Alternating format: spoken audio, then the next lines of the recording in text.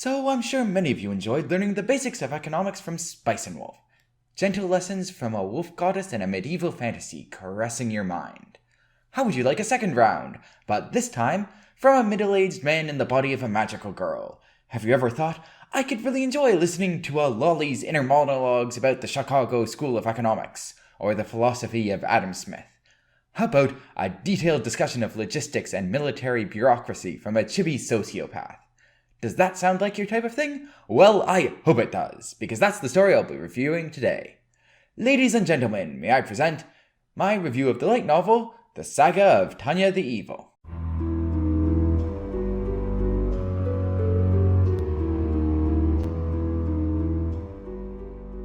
Right off the bat, I should mention to anyone who's seen the anime version of Tanya the Evil that the light novels are a bit different. Not in story, but in focus. What is the story?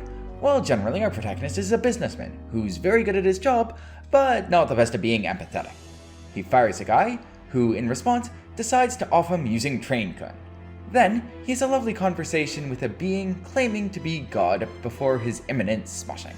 The protagonist tells this God, or being X, that people who are generally safe and in a good position have no reason to have faith.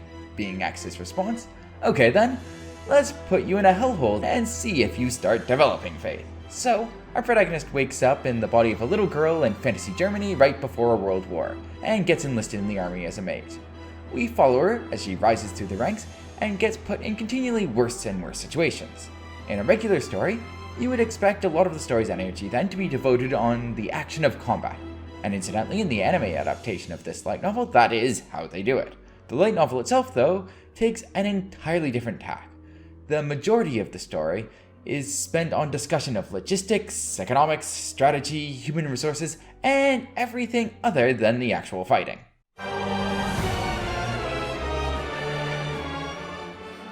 Really, the main reason to read Saga of Tanya the Evil is its titular character, Tanya.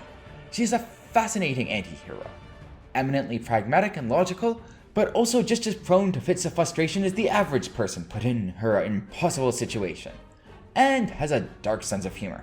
This makes her somewhat of a sympathetic character, even as some of her actions skirt on the line of being war crimes. Her inner monologues, which we get a lot of in the novels, give us not only an appreciation for her genius and dry wit, but also allow us to understand that none of the actions she takes are deliberately cruel or malicious, except maybe against communists. They're always the best options available to her as she sees it.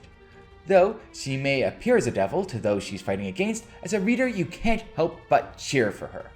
On that note, I also have a great appreciation for how the depiction of the World War is handled. Similarly to the First World War on Earth, there are no good guys or bad guys in this war, except communists. The author really seems to take communists. It's merely a struggle for power between the Empire, fantasy Germany, seeking to assert its new position on the world stage, while the established powers of the Commonwealth and Republic, fantasy England and France respectively, try and put it in its place.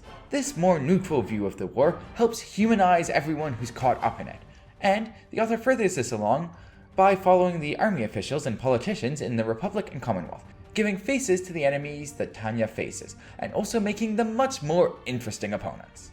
Another plus is that no one could ever accuse Saga of Tanya the Evil of being unoriginal. While I have come across a couple other magical girls fight in World War stories, and isekais are hardly uncommon, Tanya's approach to its setting is novel.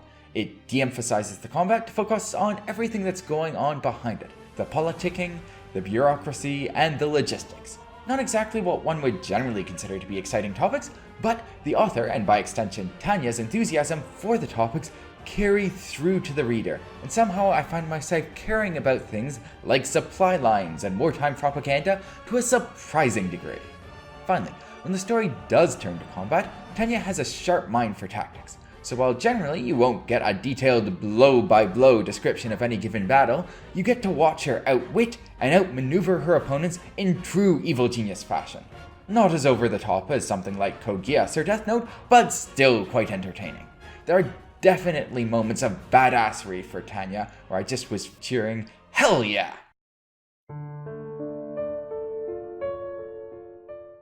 What don't I like about Saga of Tanya the Evil? Well, that's easy. This story freaking spoils itself! The author has this brilliant idea of creating a reporter character that's more or less investigating what Tanya's squad did in the war a good 40 years down the line. The problem with this? Well, it gives us a pretty darn good idea of how the war ends, and hints at a number of other things besides in a way that goes far beyond just foreshadowing. I keep reading stories like this to find out what happens next, and to have some derpy reporter character from the future dropping all sorts of not so subtle hints about how the story's ending is unappreciated, to say the least. Another complaint I have is that the author's naming of certain characters is, shall we say, a bit on the nose. The leader of Fantasy Russia is Comrade Joseph. The leader of Fantasy UK is Cherbil. For the German General Rommel, he literally just removed one M from the name. And there's a character called Mary Sue. Kind of funny, I'll grant you, but also showing a severe lack of creativity. Mary Sue, really? Finally, let me be frank. Saga of Tanya the Evil is pretty darn slow-paced. There's a lot, and I mean a lot of time just spent on characters talking. From conversations in Prime Minister Cherbil's cabinet, to Empire officers discussing human resources, to Tanya's inner monologues. And then more of her inner monologues, and even more of her inner monologues. She monologues quite a bit. If you came to the story for action, and especially if you came to read this after watching the anime, which is significantly more fast-paced, this could easily be a turn-off. In summary, would I recommend Saga of Tanya the Evil? Well, to be frank, it's slow enough paced that it can be a bit of a slog to get into. If you generally don't do a lot of reading, then yeah, this isn't going to be your thing. On the other hand, if you're a bit more patient and have time to spare, then hey, the story's original. Tanya's a great character, check it out. If you've already read the Saga of Tanya the Evil and are looking for something similar, I would point you towards Spice and Wolf, which although it may not appear similar superficially, is similarly paced, discusses economics, and is also driven predominantly by the personality of its female lead. Anyways, that concludes my review. Thanks for listening. Cheers.